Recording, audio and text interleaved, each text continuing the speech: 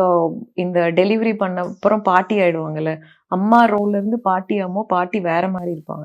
So இது நம்ம அம்மா தானா? இல்ல நம்ம மாமியாரான்ற அளவுக்கு வந்து கொஸ்டின்ஸ் இருக்கும்.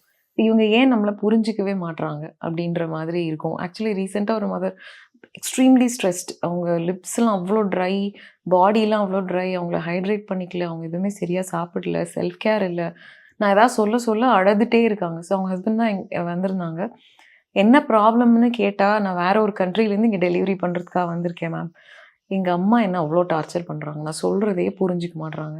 உனக்கு எதுவுமே தெரியல. உனக்கு பால் வரல, பால் குடுக்க முடியல, ஃபார்முலா குடு.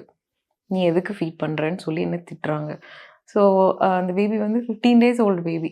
அந்த 15 டேஸும் அந்த மதர் அவ்ளோ ஸ்ட்ரெஸ்க்குள்ள இருந்திருக்காங்க. ஹஸ்பண்ட் இல்லை, நான் வேற கண்ட்ரின்றதுனால வீக்லி ஒன்ஸ் அது மாரி தான் வந்து மந்த்லி தான் வர முடியுன்றதுனால எப்பவாவது தான் வந்து விசிட் பண்ணுவாங்க. ஸோ 2 வீக்ஸ் அவங்க தனியா இருந்திருக்காங்க.